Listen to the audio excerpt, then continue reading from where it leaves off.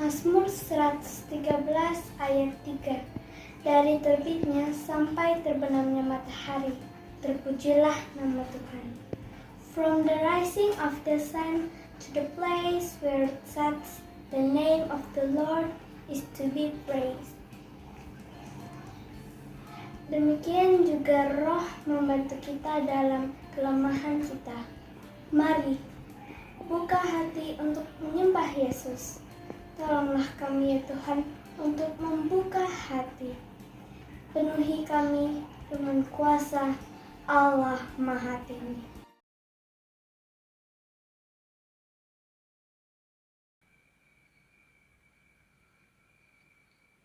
Sebelum mendengarkan kebenaran firman Tuhan, mari kita berdoa. Bapa di dalam surga, terima kasih ya Tuhan untuk segala cinta kasih Tuhan, pemeliharaan Tuhan di dalam hidup kami.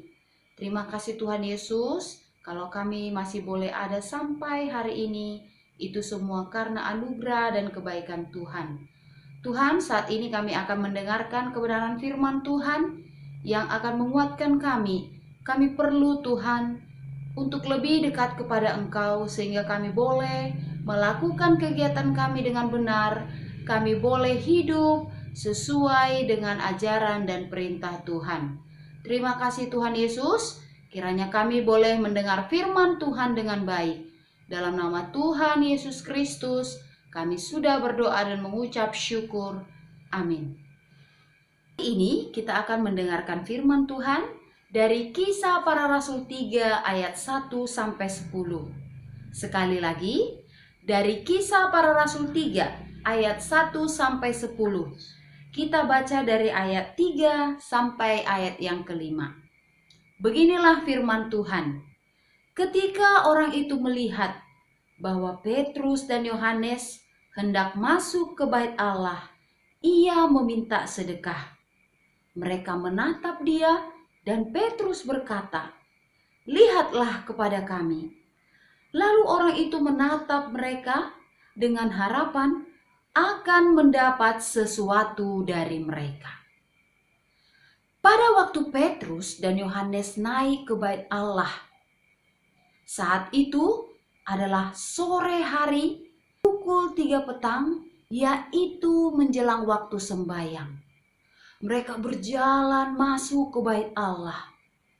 Mereka masuk melalui halaman orang kafir. Dan para rasul berjalan menuju halaman bagi kaum perempuan yang dikelilingi tembok yang tinggi. Dan tembok itu mempunyai beberapa pintu gerbang. Di antaranya satu pintu gerbang yang dihiasi dengan tembaga yang mahal, dengan pintu gerbang indah. Dan menurut peraturan orang Farisi, orang lumpuh atau yang timpang tidak boleh masuk ke ruang suci. Dan di gerbang itu berbaringlah seorang peminta-minta. Pakaiannya yang tua dan sudah compang-camping. Sungguh, ini tidak seimbang dengan gedung-gedung yang serba indah itu. Dan orang itu lumpuh. Maka berdasarkan peraturan orang-orang Farisi, kalau ada orang yang lumpuh, dia tidak boleh masuk ke dalam ruang yang suci atau yang kudus.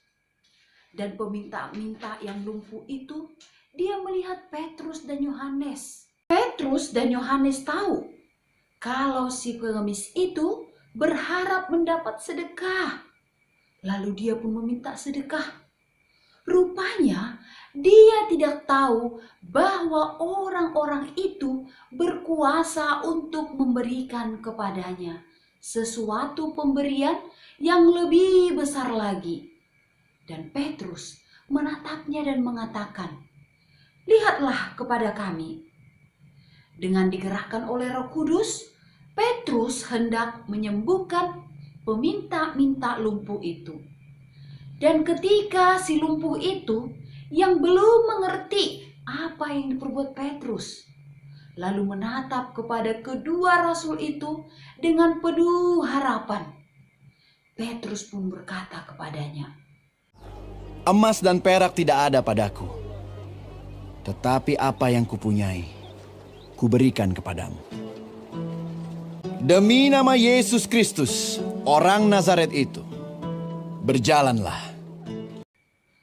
apa yang kupunyai, kuberikan kepadamu. Dan inilah gambaran hidup rasul-rasul. Mereka selalu sedia memberikan apa yang mereka punyai. Mereka hidup bukan untuk diri sendiri, melainkan untuk memberikan segenap kekuatan, waktu, dan kasih kepada orang-orang yang memerlukannya. Petrus, dia tidak memberikan sedekah atau apa-apa kepada pengemis itu, karena dia hanya memiliki kuasa Yesus yang telah dicurahkan melalui Roh Kudus. Dan dalam nama Yesus Kristus, itulah Petrus menyembuhkan si orang lumpuh itu. Dan dalam peristiwa penyembuhan itu, nyatalah pekerjaan Roh Kudus. Orang lumpuh itu heran. Dia benar-benar heran mendengar perkataan Petrus. Dia belum berani berdiri. Lalu Petrus pun memegang tangan kanannya dan membantu dia berdiri. Sebentar itu juga kakinya terasa tegap dan kakinya terasa kuat. Begitu besar sukacita orang itu, sehingga dia mengikuti rasul-rasul itu sampai ke dalam bait Allah. Dia melompat-lompat karena gembiranya dan memuji Allah. Dan orang-orang yang mengenal dia sangat takjub dan mereka tercengang. Dalam sekejap mata, banyak orang yang mengerumuni ketiga orang itu. Petrus pun mengerti bahwa kesempatan ini diberikan Tuhan. Dan dia mulai berbicara kepada orang-orang yang melihat dan tercengang-cengang itu. Dan dengan tegas dikatakannya bahwa sebenarnya bukan dia atau Yohanes yang melakukan keajaiban itu. Keajaiban itu terjadi dalam nama Yesus. Nama Yesus yang mempunyai kuasa yang besar.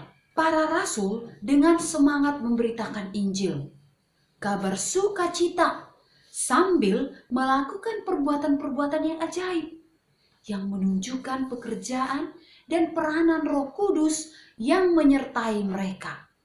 Penyembuhan orang lumpuh yang dilakukan ini merupakan salah satu penyembuhan yang nyata yang dilakukan oleh para rasul dengan kuasa Roh Kudus. Anak-anak, ingat dan perhatikan dengan serius firman ini. Kisah para Rasul 1 ayat 8. Tetapi kamu akan menerima kuasa kalau Roh Kudus turun ke atas kamu, dan kamu akan menjadi saksiku. Sampai di sini firman Tuhan untuk pagi ini. Mari kita berdoa. Bapa di dalam surga, terima kasih ya Tuhan untuk kebenaran firman Tuhan yang boleh menyapa kami pagi ini. Tuhan, hari ini kami diingatkan dari cerita orang lumpuh yang disembuhkan. Kami tahu Tuhan, itu bukan karena kekuatan dan kehebatan Petrus ataupun Yohanes. Tetapi itu semua karena Roh Kudus, karena kuasa dari Tuhan, sehingga orang lumpuh itu bisa disembuhkan. Tuhan Yesus, kami juga rindu Tuhan, agar kami selalu dipenuhi Roh Kudus, supaya hidup kami boleh memuliakan Tuhan, melakukan apa yang benar, yang sesuai dengan ajaran Tuhan. Kudus yang menguatkan kami, Roh Kudus yang menyertai setiap hidup kami.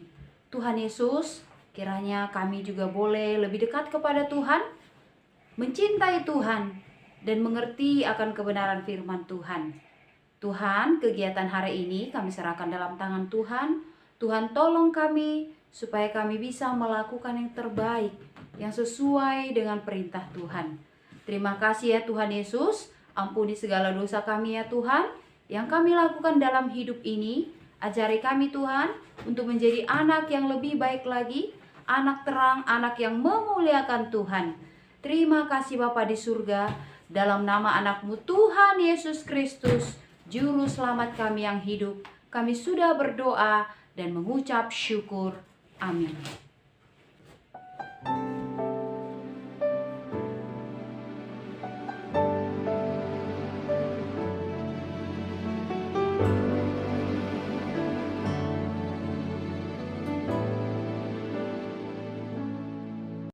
Ku buka hati untuk Roh-Mu Tuhan. Ku buka hati menyembah-Mu Yesus.